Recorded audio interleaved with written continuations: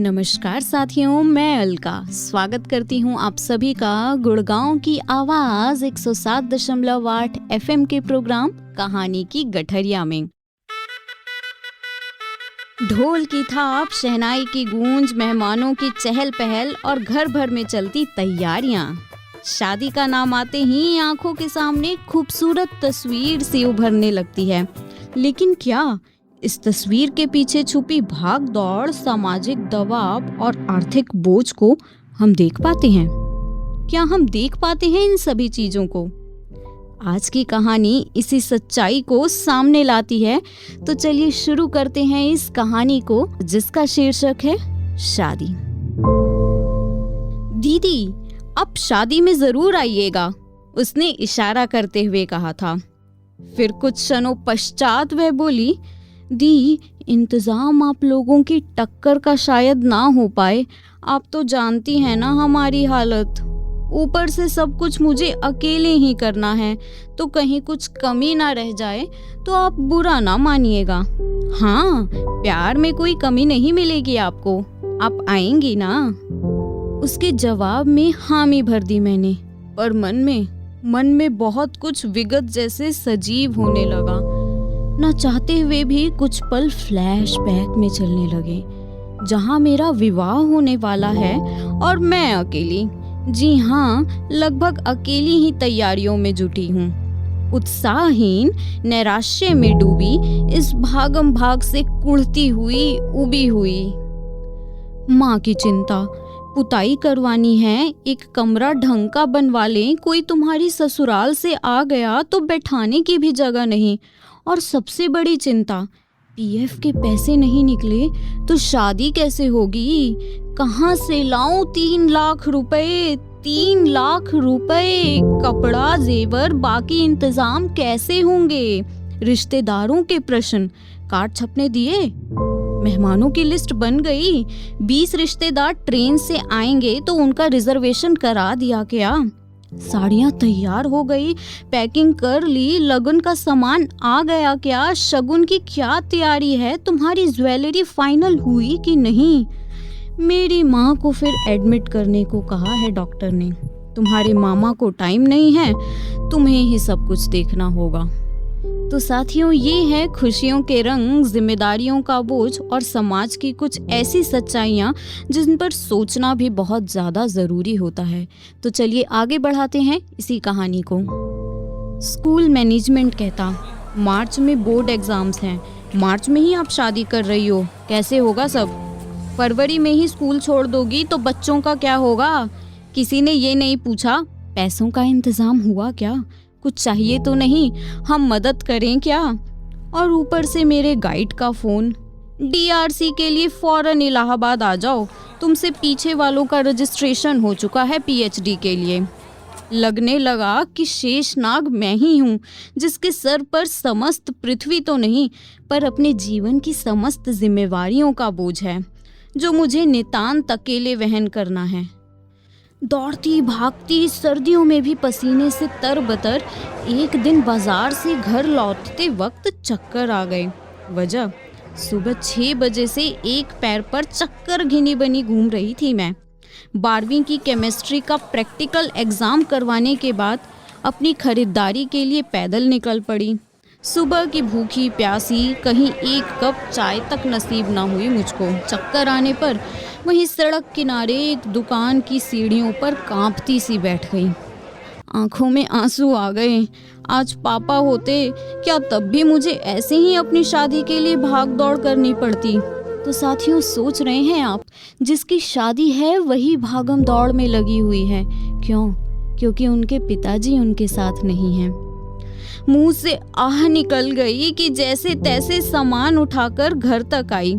जनवरी में शादी फिक्स हुई और मार्च के पहले हफ्ते की डेट निकली। 2 महीनों के इस छोटे से समय में सारी व्यवस्थाएं लड़की वालों के लिए पहाड़ सी होती हैं, और यह और भी विकराल हो जाती हैं जब हाथ में पैसा ना हो और आपको हर जगह एडवांस देना हो। रिश्तेदार जो शुरू से कन्नी काटते आए थे, अब और चौकन्ने हो गए थे। उनका अपना रोना शुरू हो गया था, खर्चों का, वक्त का। कहीं हम लोग उनसे कुछ मांग ना बैठे, पैसा या थोड़ा सा वक्त। स्वाभिमानी माँ की एकमात्र आशा उनके प्रोविडेंट फंड का पैसा था, पर नियमों के तहत वे उसका सिर्फ कुछ हिस्सा ही निकाल सकती थी। उसमें भी काफी पेंच थी। वे रोज सुबह से दफ्तर जाकर पैसा निकलवाने के लिए जो भी कोशिश हो सकती थी करती थी, और रोज शाम हारी सी थकी सी क्लांत होकर आ बैठती। पता नहीं तुम्हारी शादी तक पैसा मिल भी पाएगा या नहीं, इतनी जल्दी संभव नहीं लगता बिटिया। तुम्हारी ससुराल वालों को एडवांस देना है, सारी व्यवस्थाएं वे लोग देख रहे हैं। वे भी सोचेंगे ऐसे भूखे नंगे घर में रिश्ता जोड़ लिया है। 3 लाख रुपए जुटाए नहीं जा रहे हैं, क्या करूं, कहां से लाऊं इतना पैसा। उनकी यह बातें मुझे और मर्माहत कर देती हैं। क्या शादी करना इतना जरूरी है? क्या जरूरत है इतने ताम झाम की, इन रिश्तेदारों को जिमाने की जो आकर खड़े भी नहीं हो सकते हमारे साथ। एक सुबह देखा तो माँ अपनी शादी के एल्बम में कुछ देख रही थी। उन्होंने एल्बम में से कुछ निकाला और फाइलें उठाकर दफ्तर चल दी। शाम को आई तो चेहरे पर हताशा की जगह उम्मीद की किरण दिखाई दी थी। मैंने देखा फाइलों में जरूरी कागजों के साथ एल्बम से निकाली हुई अखबारों की वो कटिंग्स भी लगी थी, जिनमें मेरे पिता की मृत्यु की खबरें उनकी तस्वीर के साथ प्रमुखता से छपी हुई थी। चंबल दस्युओं के हाथों मारा गया युवक। साथियों, यहाँ दस्युओं का अर्थ है लुटेरे। चंबल में फिर एक बार दस्युओं का आतंक। हरियाणा रोडवेज की बस लूटी। दस्युओं से लड़की को बचाने के चक्कर में जान से हाथ धो बैठा युवक। माँ जैसे कहीं गुम थी, अपनी रौ में कहीं जा रही थी। आज मैं सीधा ये फाइल लेकर कलेक्टर से मिली थी। यह सब कटिंग्स उनके आगे रखकर हाथ जोड़ दिए। सर, मेरे पति मरे नहीं थे, एक तरह से शहीद हुए थे। डाकुओं से एक लड़की की अस्मत बचाने की जरूरत करने पर उन्हें भरी बस में चाकुओं से गोद डाला था। डाकुओं के हाथों हत्या होने पर भी हम लोगों को सरकार की ओर से कोई सांत्वना या राहत नहीं मिली। एक अनुकंपा नियुक्ति जो कि मेरा हक था, उसके लिए भी 6 महीनों तक मैंने दर दर की ठोकरें खाई थी। 2.5 साल की उम्र में मेरी बच्ची के सर से पिता का साया उठ गया था। अब मेरी बच्ची की शादी है और अपना ही पैसा निकलवाने के लिए मुझे फिर दर दर भटकना पड़ रहा है। यदि पैसा ना मिला तो शादी रुक जाएगी सर। आप बताएं, ऐसे में मैं विधवा गरीब महिला कहाँ जाऊं, कहाँ से लाऊं इतना पैसा? क्यों मेरा ही पैसा जायज कारण होने पर भी मुझे नहीं दिया जा रहा है? क्या मेरे पति की शहादत का यही सिला मिलेगा मुझे? नई उम्र के कलेक्टर साहब कुछ क्षणों तक कटिंग्स देखते रहे, फिर तुरंत अपने मातहत को बुलाकर फरमान जारी किया। देखो, मैडम की फाइल कहाँ अटकी है, आज के आज ये काम का मुझे रिपोर्ट करो। फिर माँ से मुखातिब होते हुए बोले, इतना इंतज़ार किया तो 3 दिन और कर लीजिए। तीसरे दिन आपको पैसा हर हालत में मिल जाएगा, इसकी गारंटी मैं लेता हूँ। मैं खुद देखूंगा ये मामला। आप घर जाएं और शादी की तैयारी करें। बहन को मेरी ओर से शादी की हार्दिक शुभकामनाएं। 3 दिनों में पैसे आ जाएंगे, अब विश्वास हो गया है। माँ का चेहरा जैसे चमकने लगा था। दूसरे दिन वे ऑफिस से लौटी तो और खुश थी। बताने लगी, तुम्हें शिक्षा विभाग के वे बड़े बाबू अकाउंटेंट याद है तुम्हें वो? जब एक बार तुम्हें अपनी मार्कशीट अर्जेंट अटेस्ट करानी थी और तुम मेरे ऑफिस आई थी, पर अफसर के बाहर होने पर तुम काफ़ी मायूस हो गई थी। तब तुम्हें परेशान देखकर तुम्हारी मार्कशीट अटेस्ट कराने वे अफसर के पास लेके गए थे, और जिन्होंने तुम्हें बुलाकर उनके अफसर से मिलवाया था और अच्छे नंबरों पर शाबाशी भी दिलवाई थी। हाँ, याद है। उन्होंने कहा था, प्रतिभाशाली है बिटिया, खूब पढ़ाइए इसको। कल वे मिले थे मुझे। उन्होंने मेरे वहाँ आने का कारण पूछा तो मैंने तुम्हारी शादी और पैसा ना मिलने की सारी कहानी सुना दी। तो वे आश्वासन देते हुए चिंता ना करने की कहने लगे।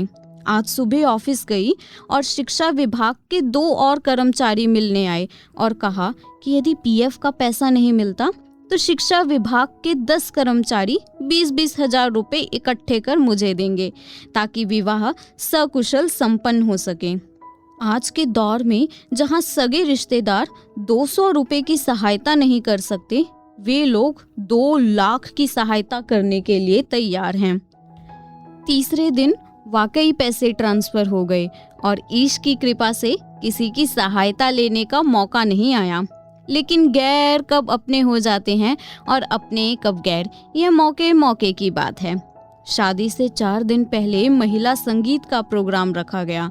वह मेरे शहर में एक अविवाहिता के तौर पर मेरी आखिरी रात थी, क्योंकि उसकी अगली शाम हमें सामान लेकर शादी के लिए ट्रेन से कोटा निकलना था।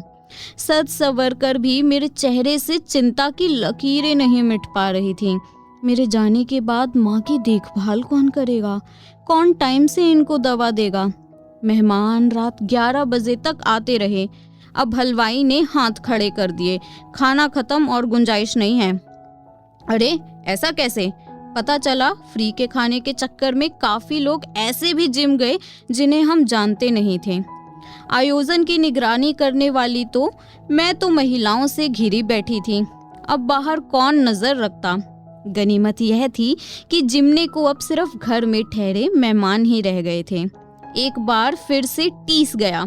इतने रिश्तेदार हैं पर जिम्मेदारी लेने को कोई तैयार नहीं। हाँ, कमियां निकालने के लिए सब आ गए थे। मेरी संपन्न मौसी जी माँ को हड़काए जा रही थी। ये इंतजाम किया जीजी तुमने? हमें तो खाना तक नसीब ना हुआ। और गाजर का हलवा कौन बनवाता है आजकल? उसमें भी किरकिर थी। बेटी की शादी करने जा रही हो, 2 आइटम ढंग के नहीं बनवा सकी, थुकवा दिया तुमने तो। माँ पनीली आंखें लिए सब सुनते जा रही थी।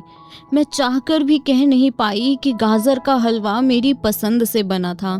मुझे बेहद पसंद है।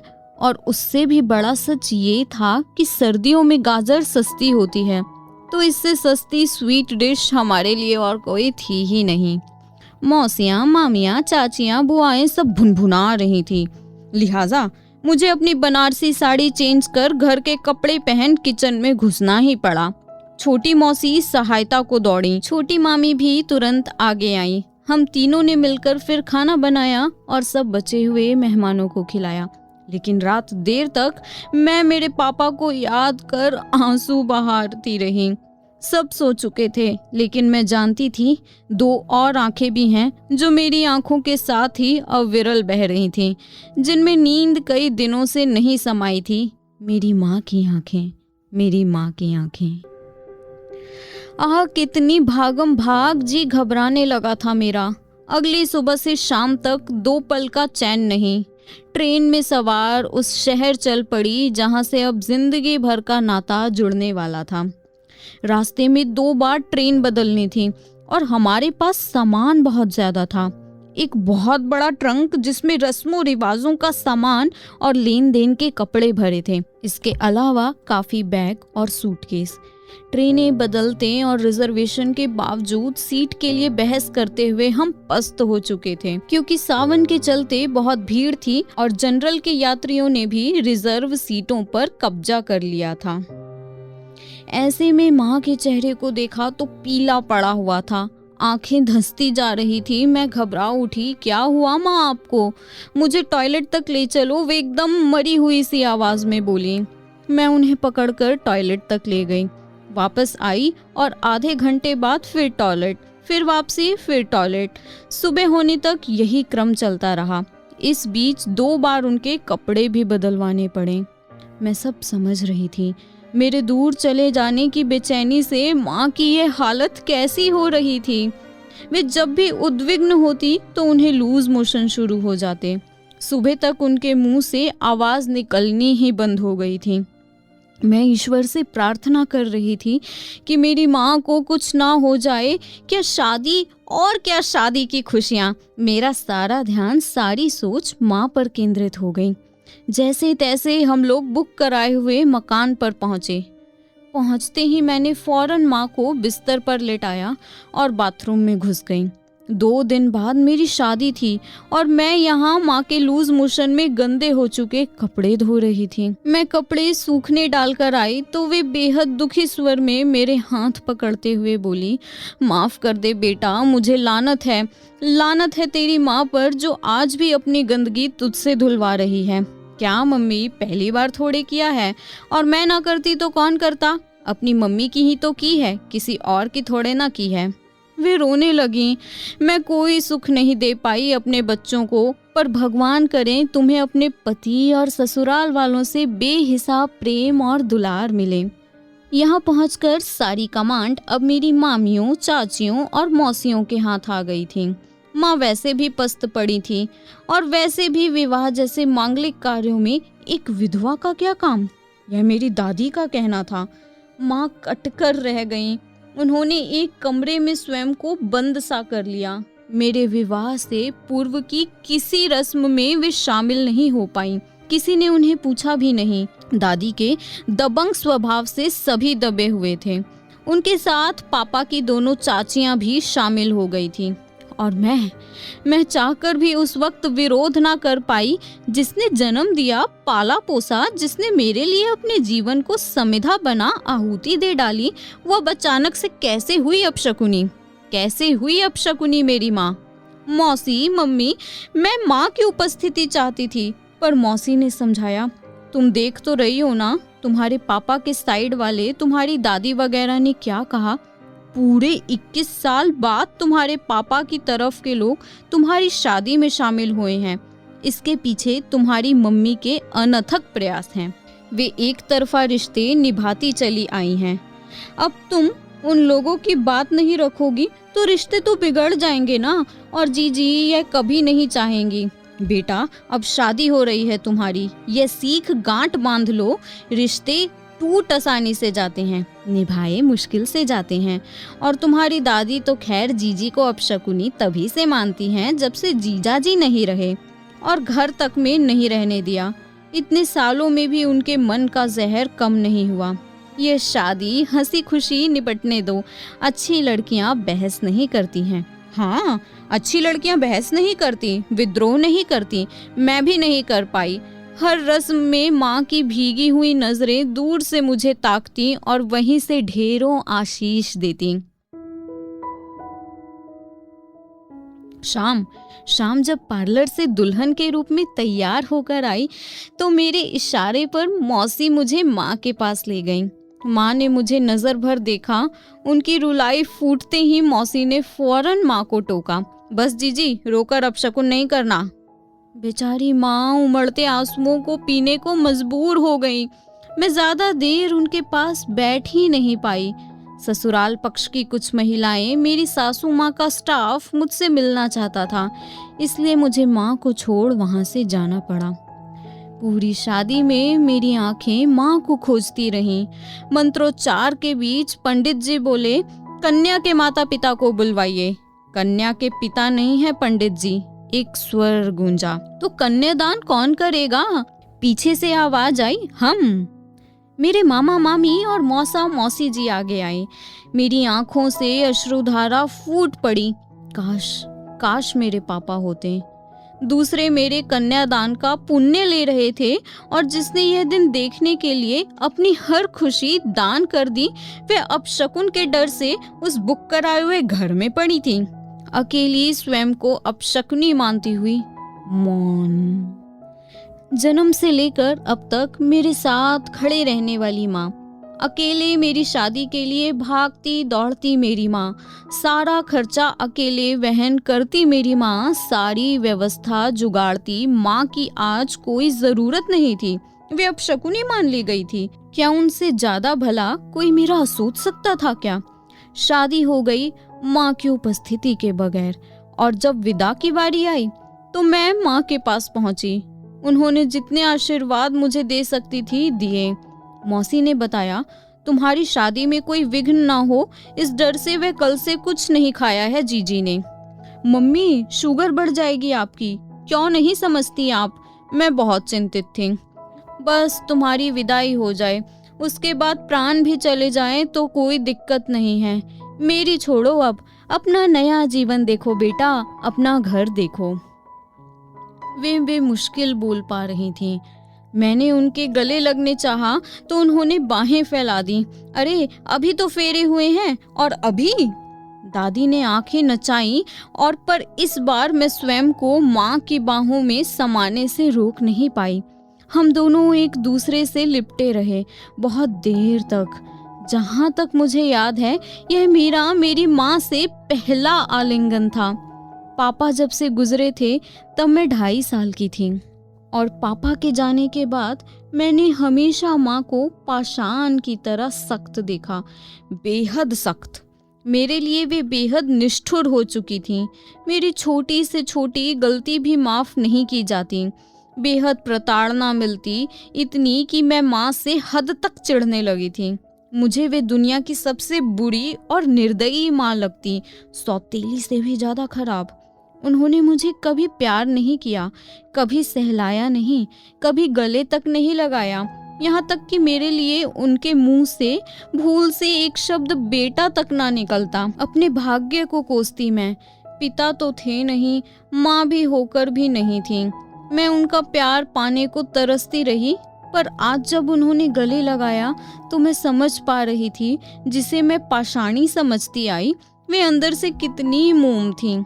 जाहिरी तौर पर भले ही उन्होंने मुझसे प्यार ना जताया हो, पर प्यार उनसे ज्यादा मुझसे और कौन कर सकता था। अगर उनके आलिंगन या उनसे मिलने से मेरा अपशकुन होता तो फिर दुनिया की कोई शक्ति मेरा शकुन कर ही नहीं सकती। मात्र 28 वर्ष की आयु में पापा के गुजरने के बाद दूसरे विवाह की बजाय वैधव्य को किस्मत मान स्वीकार करने वाली मेरी माँ मेरी नजरों में सबसे अपशकुनी नहीं, सबसे पूजनीय थी। सबसे पूजनीय थी मेरी माँ, सबसे पूजनीय थी। तो साथियों, इस कहानी में हमने यह सुना कि शादी जैसे बड़े आयोजन में कितनी भाग दौड़, जिम्मेवारियां और चुनौतियां होती है, और जब पिता का साया साथ ना हो तो हर छोटी बड़ी जिम्मेदारी और भी कठिन लगने लगती है। लेकिन इस कहानी का सबसे संवेदनशील पहलू वह था जब समाज एक माँ को विधवा कहकर अपशकुनी मान लेता है। सोचिए, जो माँ हमें जन्म देती है, हमारा पालन पोषण करती है, हमारे सुख दुख में हर पल साथ खड़ी रहती है, वह अपशकुनी कैसे हो सकती है? किसी व्यक्ति का सम्मान उसके कर्मों से होता है, उसकी वैवाहिक स्थिति से नहीं। इस विषय पर आपके क्या विचार हैं? हमें जरूर बताइएगा। और यह कहानी आपको कैसी लगी यह भी जरूर साझा कीजिएगा। अपने विचार रखने के लिए और फीडबैक देने के लिए नंबर रहेगा 9958941408 यानी कि 9958941408। आप अपना फीडबैक जरूर शेयर कीजिएगा। फिलहाल मुझे यानी अपनी अलका को दीजिए अनुमति। फिर मिलेंगे एक नई कहानी, नए विचार और नई सीख के साथ। तब तक के लिए मैं अलका, मैं तो चलती हूँ, लेकिन आप कहीं मत जाइएगा। सुनते रहिए गुड़गांव की आवाज, आपकी आवाज, आपका रेडियो। नमस्कार।